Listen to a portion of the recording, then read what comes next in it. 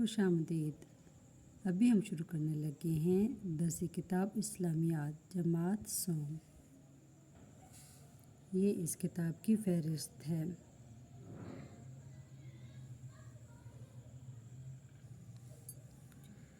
باب اول قرآن مجید و حدیث نبوی۔ الف ناظرہ قرآن مجید۔ تلاوت قرآن مجید کے آداب۔ قرآن مجید کو ہمیشہ ادب و احترام سے پکڑیں۔ قرآن مجید کو اونچی جگہ پر رکھیں۔ قرآن مجید کو پاک اور صاف غلاف میں لپیٹ کر رکھیں۔ قرآن مجید کو ہمیشہ باوضو ہاتھ لگائیں۔ قرآن مجید کو رحل یا کسی اونچی جگہ پر رکھ کر تلاوت کریں۔ روزانہ قرآن مجید کی تلاوت کا معمول بنائیں۔ درست تلفظ کے ساتھ قرآن مجید کی تلاوت کی مشق کریں۔ حفظ قرآن مجید۔ قرآن مجید کے متعلق معلومات۔ قرآن مجید کے لفظی معنی ہیں سب سے زیادہ پڑھی جانے والی کتاب۔ قرآن مجید میں کل 7 منزلیں، 30 پارے اور 114 صورتیں ہیں۔ سورۃ فاتحہ قرآن مجید کی پہلی سورت ہے۔ سورۃ ناس قرآن مجید کی آخری سورت ہے۔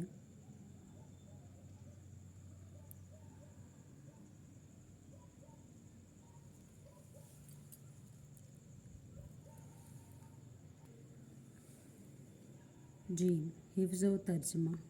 اللہ اکبر، استغفر اللہ، جزاک اللہ خیرا۔ ثنا۔ سورۃ فاتحہ درود ابراہیمی۔ درود ابراہیمی کی اہمیت۔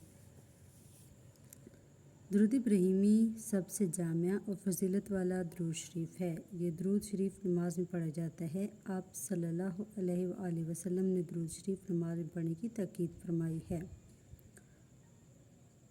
جو شخص فرمان مصطفیٰ صلی اللہ علیہ وآلہ وسلم، جو شخص مجھ پر ایک مرتبہ درود بھیجتا ہے، اللہ تعالیٰ اس پر 10 رحمتیں نازل فرماتا ہے۔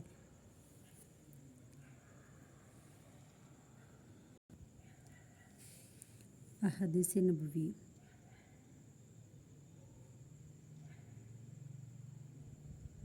حضرت محمد رسول اللہ خاتم النبیین صلی اللہ علیہ وآلہ وسلم کا ہر قول، فعل یا تقریر حدیث کہلاتی ہے۔ دعائیں زبانی۔ کھانے سے پہلے کی دعا، کھانے کے بعد کی دعا، فرمان الہی۔ اللہ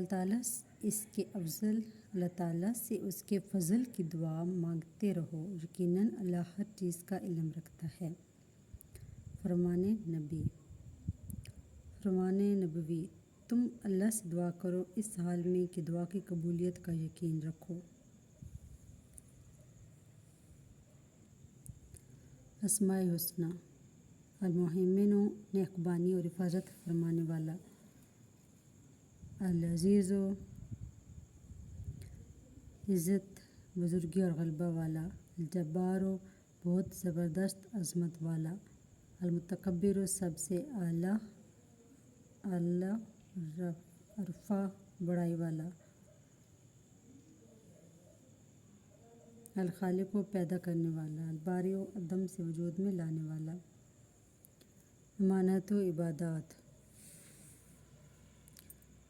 الف ایمانیات، توحید کا تعارف۔ ارکان اسلام۔ وہ ارکان جن پر اسلام کی عمارت قائم ہے ان کو ارکان اسلام کہتے ہیں۔ ارکان اسلام میں کلمہ شہادت، نماز، زکوٰۃ، صوم اور حج شامل ہیں۔ عقیدے کا مطلب۔ عقیدہ اسلامی تعلیمات کا لازمی حصہ ہے۔ عقیدہ کے ذریعے انسان اسلام میں داخل ہوتا ہے۔ اسلام تعلیم کے مطابق کسی حقیقت کا زبان سے اقرار کرنا اور دل سے اس کی تصدیق کرنا عقیدہ کہلاتا ہے۔ توحید کا معنی و مفہوم۔ توحید عربی زبان کا لفظ ہے جس کا معنی ہے ایک ماننا، یکتا جاننا۔ اسلامی توحید سے مراد اللہ تعالیٰ کو ایک ماننا اور یکتا جاننا ہے۔ اللہ تعالیٰ خالق و مالک ہے۔ اللہ تعالیٰ ہر چیز کا خالق و مالک ہے۔ ہم سب کو اور دنیا کی ساری چیزوں کو اللہ تعالیٰ نے ہی پیدا کیا ہے۔ یہ زمین، دریا، سمندر، پہاڑ، آسمان، سورج، چاند، ستارے، انسان اور حیوان وغیرہ سب اسی نے بنائے ہیں۔ سارے جہانوں پر اسی کی حکومت ہے۔ اللہ تعالیٰ ہی سب کو پالنے والا ہے، وہی سب کو رزق دیتا ہے۔ اللہ تعالیٰ عظمت والا ہے۔ اللہ تعالیٰ کی ذات سب سے عظیم ہے، وہ ہر چیز پر قدرت رکھتا ہے۔ اللہ تعالیٰ سب سے زیادہ طاقت والا اور علم والا ہے۔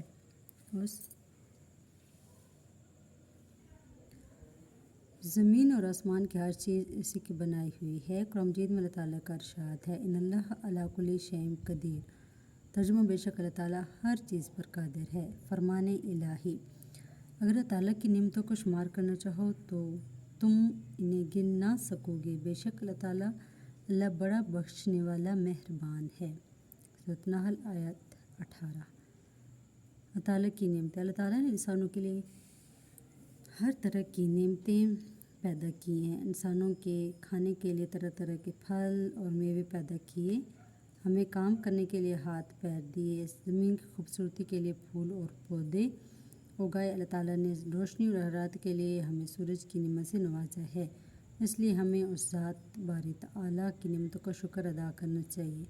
کلمہ طیبہ اور سورۃ اخلاص۔ کلمہ طیبہ کا اقرار اور اس کے مطابق اللہ تعالیٰ کی وحدانیت اور رسول اللہ صلی اللہ علیہ وآلہ وسلم کی رسالت پر ایمان لانا مسلمان ہونے کی شرط ہے۔ کلمہ طیبہ میں ہم اللہ تعالیٰ کے ایک ہونے اور حضرت محمد صلی اللہ خاتم النبیین صلی اللہ علیہ وسلم کے رسول ہونے کی گواہی دیتے ہیں۔ سورۃ اخلاص کے مطابق اللہ تعالیٰ ایک ہے، اللہ تعالیٰ بے نیاز ہے، نہ وہ کسی کی اولاد ہے اور نہ اس کی کوئی اولاد ہے، اللہ تعالیٰ کے برابر کوئی نہیں ہے۔ کلمہ طیبہ اور سورۃ اخلاص کی تعلیمات ہمیں توحید کا سبق دیتی ہیں۔ توحید کے تقاضے۔ توحید اللہ تعالیٰ سے محبت اور ایمان کی علامت ہے۔ اللہ تعالیٰ کو تمام کائنات کا خالق و مالک مانا جائے۔ انسان یہ عقیدہ بھی رکھے کہ اللہ تعالیٰ اپنی ذات و صفات میں یکتا و بے مثال ہے، اس کا کوئی ساتھی یا شریک نہیں، کوئی اس کا ہم پلہ یا ہم مرتبہ نہیں، صرف وہی با اختیار ہے، وہی سب کی سنتا اور مدد کرتا ہے۔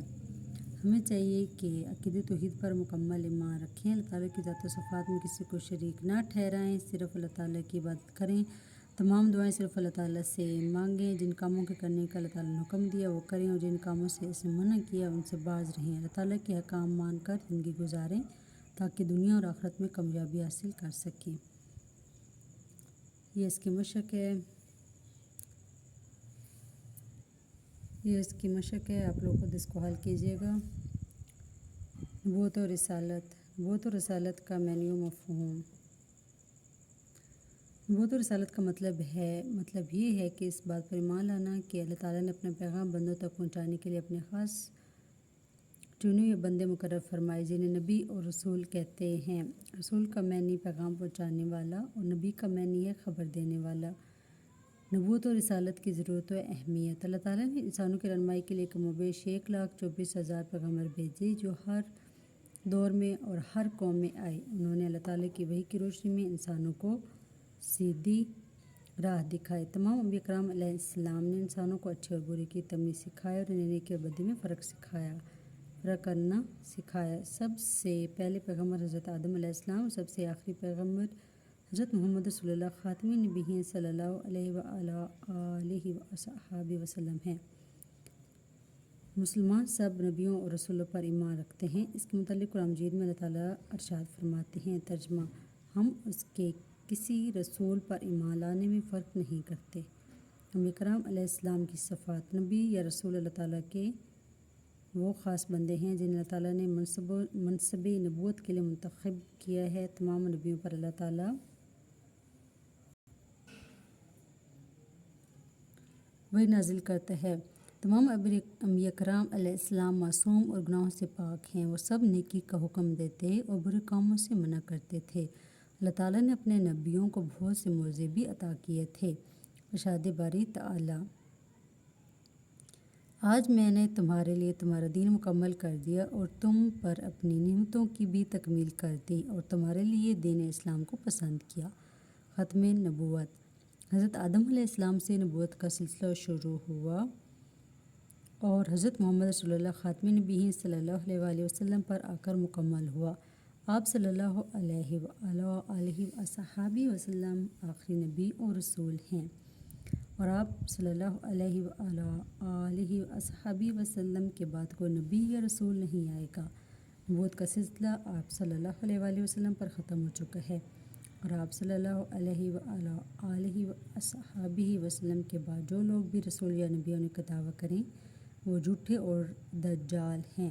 قرآن مجید میں ارشاد ہے، لوگوں محمد صلی اللہ خاتم النبیین صلی اللہ علیہ وآلہ وسلم تمہارے مردوں میں سے کسی کے باپ نہیں مگر وہ اللہ کے رسول اور خاتم نبیین ہیں۔ حضرت محمد رسول اللہ خاتم نبیین صلی اللہ علیہ وآلہ وصحبہ وسلم نے فرمایا، رسالت اور نبوت کا سلسلہ ختم ہو گیا اور میرے بعد نہ کوئی رسول آئے گا اور نہ کوئی نبی۔ جامع ترمذی حدیث 2272۔ اس لیے ایک مسلمان ہونے کی حیثیت سے آپ صلی اللہ علیہ وآلہ وصحبہ وسلم کو رسول برحق ماننے کے ساتھ ساتھ ہمیشہ کے لیے آخری نبی تسلیم کیے بغیر ایمان مکمل نہیں ہو سکتا۔ سیرت نبی صلی اللہ علیہ وآلہ وصحبہ وسلم۔ اللہ تعالیٰ نے حضرت محمد رسول اللہ خاتم النبیین صلی اللہ علیہ وآلہ وسلم کو تمام جانوں کے لیے رحمت اور ہمارے لیے بہترین نمونہ بنا کر بھیجا۔ آپ صلی اللہ علیہ وآلہ وصحبہ وسلم کی پوری زندگی ہمارے لیے ایک کامل نمونہ ہے۔ ہمیں حضرت محمد رسول اللہ خاتم النبیین صلی اللہ علیہ وآلہ وصحبہ وسلم کی سیرت پر عمل کرنا چاہیے۔ ہمیں اپنی زندگیاں نبی کریم صلی اللہ علیہ وآلہ وصحبہ وسلم کی سیرت کے مطابق ڈالنی چاہیے۔ ہمیں نبی کریم صلی اللہ علیہ وآلہ وسلم اور دیگر تمام انبیاء کرام علیہ السلام کا احترام اور تعظیم کرنی چاہیے۔ اسی میں ہمارے لیے دنیا اور آخرت کی بھلائی ہے۔ مشق آپ لوگ خود حل کر لیجئے گا، میں نے آپ لوگوں کے لیے پورا سبق پڑھ دیا ہے۔ اگلے صفحے پر بھی مشق تھی اور اس کے بعد ہے صفحہ نمبر 17 بے عبادات کلمہ شہادت ارکان اسلام کا تعارف۔ دین کے وہ بنیادی اعمال جن پر اسلام کی عمارت قائم ہے ارکان اسلام کہلاتے ہیں۔ اس کو حضرت محمد رسول اللہ خاتم النبیین صلی اللہ علیہ وآلہ وصحبہ وسلم نے یوں بیان فرمایا ہے کہ اسلام کی عمارت 5 ستونوں پر قائم ہے: کلمہ شہادت، نماز قائم کرنا، زکوٰۃ دینا، حج کرنا اور رمضان کے روزے رکھنا۔ کلمہ شہادت: اشہد ان لا الہ الا اللہ وحدہ لا شریک لہ واشہد ان محمدا عبدہ ورسولہ۔ ترجمہ: میں گواہی دیتا ہوں کہ اللہ کے سوا کوئی معبود نہیں، وہ اکیلا ہے، اس کا کوئی شریک نہیں، اور میں اس بات کی بھی گواہی دیتا ہوں کہ محمد خاتم النبیین صلی اللہ علیہ وآلہ وصحبہ وسلم اللہ کے بندے اور رسول ہیں۔ فرمان مصطفیٰ صلی اللہ علیہ وآلہ وصحبہ وسلم: جو شخص اچھی طرح وضو کرے اور 3 مرتبہ کلمہ شہادت پڑھے تو اللہ تعالیٰ اس کے لیے جنت کے 8 دروازے کھول دے گا۔ کلمہ شہادت کا مفہوم: اس بات کی گواہی دینا کہ اللہ تعالیٰ ایک ہے، اس کا کوئی شریک نہیں۔ حضرت محمد صلی اللہ خاتم النبیین صلی اللہ علیہ وآلہ وصحبہ وسلم اللہ تعالیٰ کے بندے اور رسول ہیں، کلمہ شہادت کہلاتا ہے۔ کلمہ شہادت کی اہمیت: کلمہ شہادت اسلام کا بنیادی اور سب سے اہم رکن ہے۔ کلمہ شہادت کے ذریعے مسلم اور غیر مسلم میں فرق پیدا ہوتا ہے۔ ترجمہ: اور اللہ تعالیٰ اور اللہ ہی کی عبادت کرو اور اس کے ساتھ کسی چیز کو شریک نہ بناؤ۔ ایک مسلمان کے لیے کلمہ شہادت کے سارے ارکان کو اپنی زندگی میں نافذ کرنا ضروری ہے۔ اس لیے ہمیں چاہیے کہ نہ صرف اپنی زندگی میں کلمہ شہادت پڑھنے کی عادت بنائیں بلکہ اللہ تعالیٰ کو سچا اور واحد رب مانتے ہوئے ذوق و شوق سے اس کی عبادت کریں۔ حضرت محمد صلی اللہ خاتم النبیین صلی اللہ علیہ وسلم کی دل و جان سے اطاعت کریں تاکہ ہم دنیا و آخرت میں کامیاب ہو سکیں۔ اس کی مشق جو کہ آپ لوگ خود حل کر لیجیے گا، ویسے یہاں پہ دائرے والے حل کیے ہوئے ہیں اور خالی جگہ ایک حل ہے۔ صفحہ نمبر 20 پہ بھی مشق ہے، یہ آپ لوگ دیکھ لیجئے۔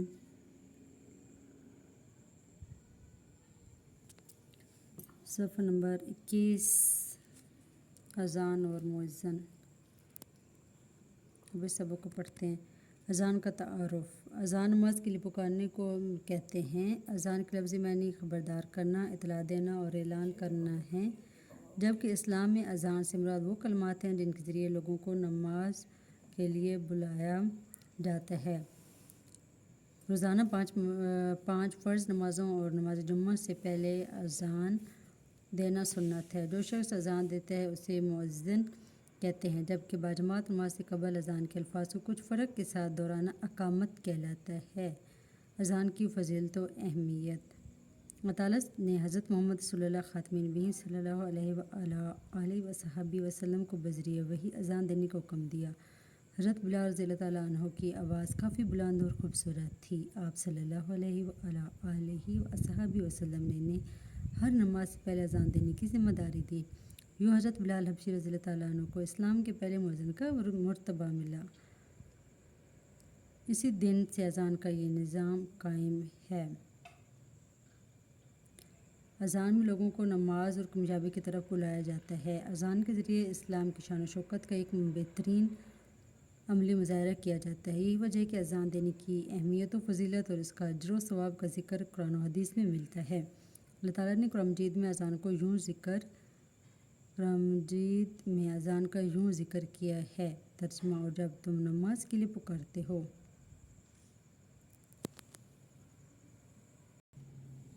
مؤذن کے بارے میں آپ صلی اللہ علیہ وسلم نے ارشاد فرمایا، ترجمہ: قیامت کے دن جب مؤذن اٹھیں گے تو ان کی گردنیں سب سے بلند ہوں گی۔ اسلام نے ان لوگوں کو خوش نصیب قرار دیا جو مسجدوں کو آباد کرتے ہیں اور ان میں کلام پاک کی تلاوت کرتے ہیں۔ وہ لوگ جو اللہ تعالیٰ کا ذکر اور اس کی تسبیحات کرتے ہیں اور لوگوں کو روزانہ صبح و شام 5 مرتبہ نماز کی طرف آنے کی دعوت دیتے ہیں۔ اذان کے آداب: اذان کے چند آداب درج ذیل ہیں۔ اذان کے کلمات کا جواب دینا چاہیے۔ اذان بآواز بلند پڑھنی چاہیے۔ اذان کے کلمات ٹھہر ٹھہر کر ادا کرنے چاہیے۔ اذان پڑھتے وقت قبلہ کی طرف منہ کیا جائے۔ اذان کے بعد مسنون دعا پڑھنی چاہیے۔ اذان کو خاموشی سے سننا چاہیے۔ مؤذن کی فضیلت: اذان دینے والے یعنی مؤذن کی بہت فضیلت ہے۔ حضرت ابو ہریرہ رضی اللہ تعالیٰ عنہ سے روایت ہے کہ رسول اللہ خاتم النبیین صلی اللہ علیہ وسلم نے ارشاد فرمایا کہ لوگ جانتے کہ اذان دینے اور پہلے صف میں کھڑے ہونے کی کیا فضیلت ہے تو لوگ یہ سعادت حاصل کرنے کے لیے قرآن اندازی کرتے۔ حضرت عبداللہ بن عمر رضی اللہ تعالیٰ عنہ سے روایت ہے کہ جہاں تک مؤذن کی اذان کی آواز پہنچتی ہے وہاں تک کہ وہ تمام چیزیں جو اس کی آواز سنتی ہیں سب اس کے لیے مغفرت کی دعائیں کرتی ہیں۔ ہمیں چاہیے کہ ہم اپنی زندگی میں اذان کے احترام کی عادت اپنائیں۔ جب بھی اذان سنائی دے تو اسے خاموشی سے سنیں، فوراً نماز کی تیاری کریں۔ اس سے ہماری زندگی میں نظم و ضبط آئے گا، ہمیں وقت کی پابندی کی عادت پڑے گی اور اللہ تعالیٰ کی رضا حاصل ہوگی۔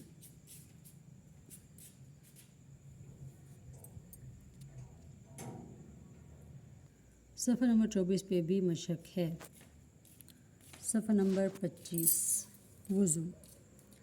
وضو کے معنی مفہوم: وضو کے لفظی معنی روشن کے ہیں۔ شریعت کی اصطلاح میں پاکی کی نیت سے جسم کے بعض حصوں کو دھونے اور بعض حصوں پر مسح کرنے کو وضو کہتے ہیں۔ وضو کی اہمیت و فضیلت: وضو نماز کے لیے انتہائی ضروری ہے۔ وضو کے بغیر نماز نہیں ہوتی۔ وضو کے متعلق اللہ تعالیٰ نے ارشاد فرمایا ہے، اے ایمان والو، جب تم نماز کے لیے اٹھو تو اپنے چہروں اور کوہنیوں تک اپنے ہاتھ دھو لیا کرو اور اپنے سروں کا مسح کر لیا کرو اور اپنے پاؤں بھی ٹخنوں تک۔